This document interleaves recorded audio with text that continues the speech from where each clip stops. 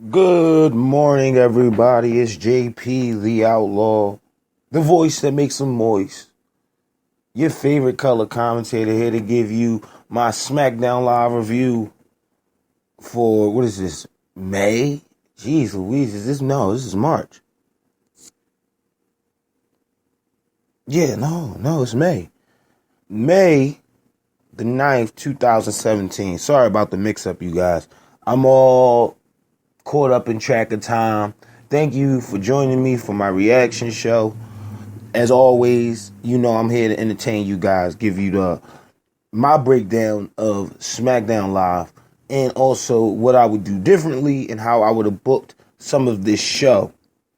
Now, they start off the show with Randy Orton calling out Jiner Mahal. Jiner Mahal comes out and says that, he's the new face of the WWE. I've already started taking pictures. He shows the nice little pictures that he took from last week, him holding the title or whatever, looking like a strong champion, which he wasn't. Which I'm gonna pause right there because why the fuck did Shane McMahon had to take the title back from Jinder Mahal when Randy Orton could easily take back the title? I think it should have been some type of one-on-one scenario where Orton got the better of Jinder Mahal and the Bollywood Boys and took his title back. Versus have the GM basically play teacher. You took his pencil. I'm gonna take his pencil back and give it to him because it's not yours. So that's how I would have did it differently from the jump. Just they booked that all wrong. Ever since House of Horrors, I don't know what the fuck is going on with the WWE World Heavyweight Championship picture. Just have no idea. Don't get it wrong. I like the work that's coming out of Orton and Jinder Mahal. I've always been an Orton fan. His character is again old. He did some different stuff with Bray Wyatt, but it's the same Randy. It's nothing new, nothing changed up. And that all depends on who you have him going against. Like, I really believe if you put him in a match or some type of rivalry with AJ Styles, it would be a better rivalry than him and Jinder Mahal. I'm just saying, because you can build that just because the two names are notable. They damn near run parallel if you look at their careers in WWE and TNA. Just saying.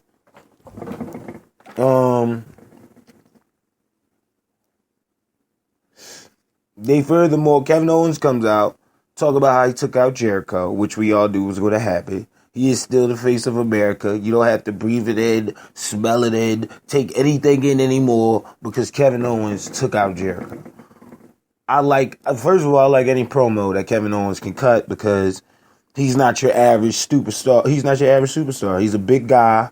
He goes in the ring. He gives great matches outside of that horrible what is that? What was the Universal Championship run? Outside of that, Kevin Owens is a fucking beast, and they need to get behind the Kevin Owens train. AJ Styles also comes out and says this is the house that he built. Nobody's gonna come in here and change the landscape of SmackDown Live but him. Then you get Baron Corbin coming out. He was getting ready to say something. He was attacked by Sami Zayn. This, again, sets up for a six-man match after the breakdown in the ring, which is cool. They go into a quick commercial break, come back from the commercial break. They go straight into the ring with Natalya and the welcoming.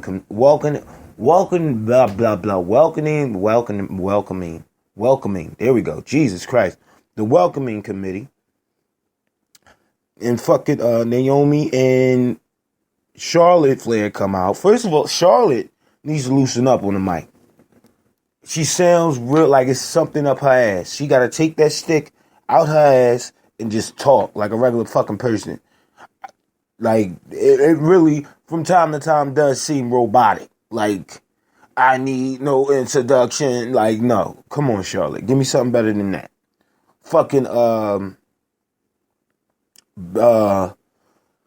I don't know how I feel about this 6-man match. I would rather see Naomi and Charlotte tear the house down, but all this basically it all breaks down to a 6-man match. Of course, Becky Lynch versus Natalya went down. The breakdown of that match was Natalya costing, not Natalya, Naomi, the women's champion, costing Becky Lynch the win. And so Becky Lynch meets them backstage and say, we all got to get on the same page because I just got us a match at Backlash. All of us is going to go up against the Welcome Committee, which is cool. I don't have a problem with this.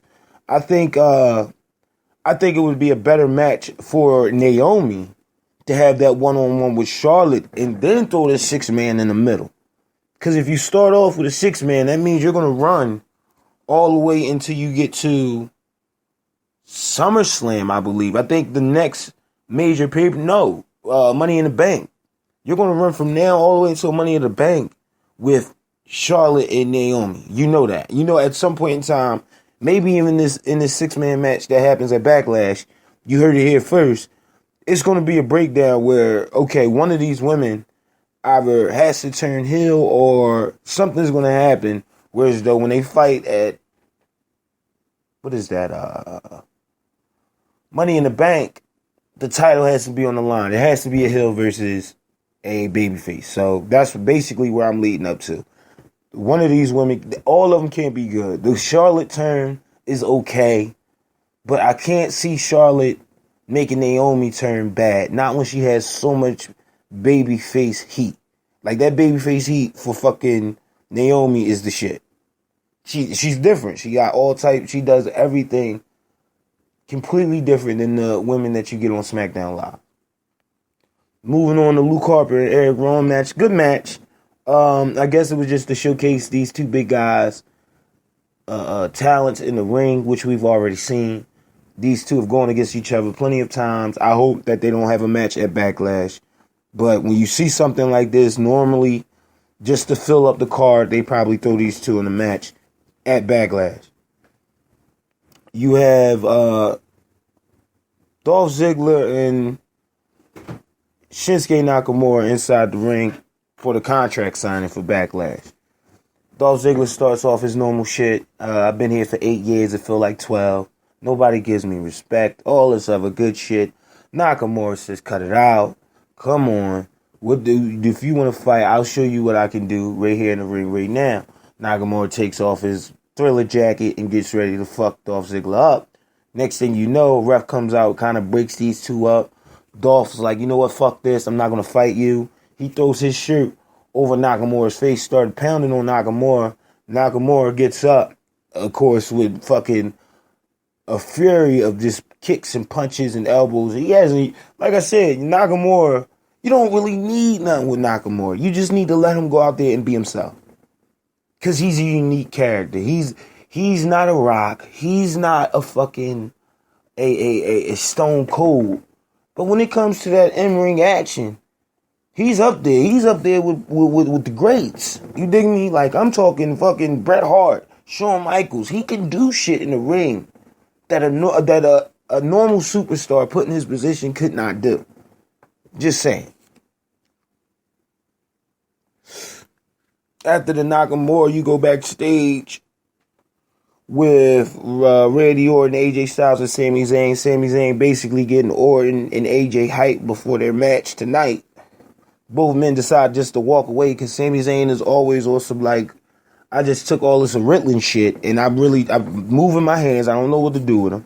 And that's pretty much Sami Zayn. And I hate that they book him like that because Sami Zayn is a competitor. He does know what the fuck he's talking about half the time. I know his name is Sami Zayn, but you don't have to have him sound so fucked up and jumbled. Like he doesn't know what the fuck he's doing. And that's how he comes off. This is why I think that the WWE has not pushed him to that next level. I know that is a part of your character arc. I get that. How do we promote that and make people take you serious? Which again, how can we promote you as a serious competitor if you up here doing this nut shit? Just, we're going to go in there and do stupid. It's fucking crazy. But yeah, it's still, it's the WWE, so what do you expect?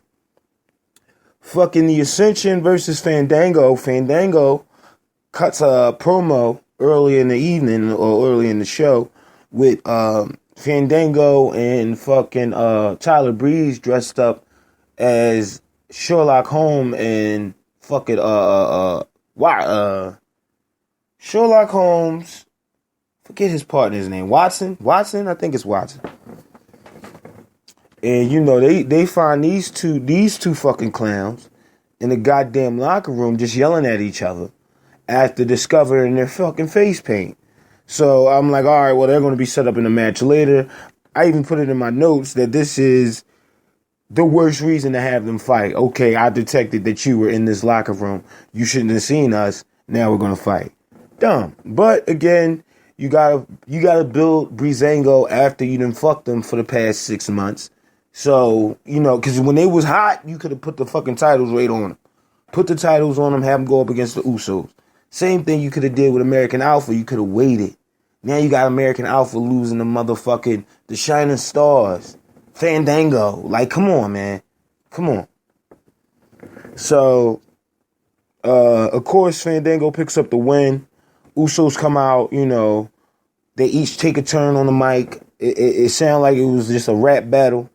And they're going to eventually fight Breezango and Fandango.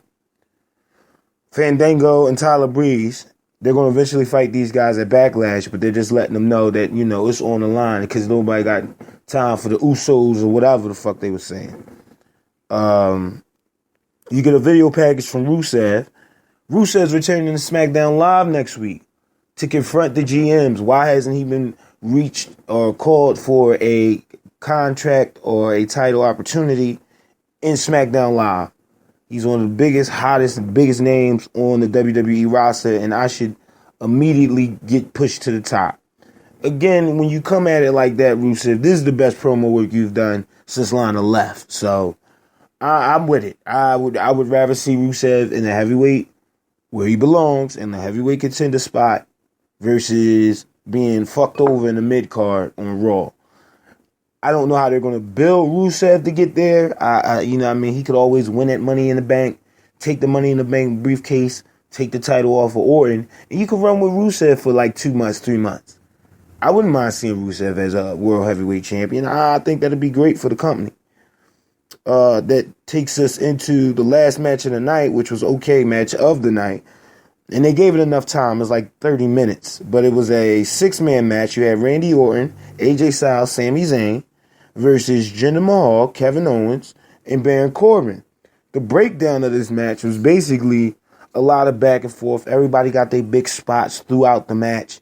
I'm going to bring you down to like maybe the last couple of minutes. So you got AJ Styles hits Kevin Owens with a Pele kick. From the Pele kick, you have Randy Orton take out Baron Corbin take out fucking AJ Styles.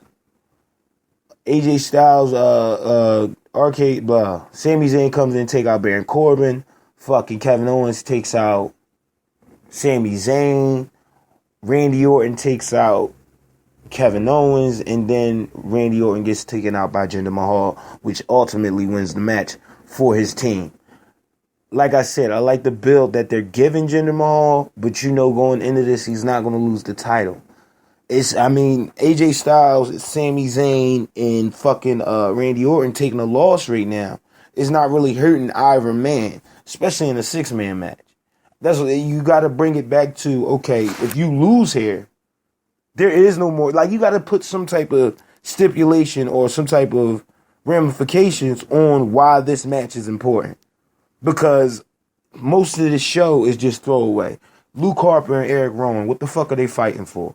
You got Becky Lynch versus Natalya, which, okay, they're going up against the Welcome Club. You got to throw them in there at some point. But fucking the Ascension versus Tyler Breeze and Fandango, it makes no fucking sense. Why are these two fighting? Only based off that promo? That's fucking retarded. Give it better build, and I swear to you, the shows will continue. Smackdown was doing this when they first jumped off. When they first had that fucking draft, SmackDown had they shit mapped out. And now, since the Superstar shakeup, it's like they're in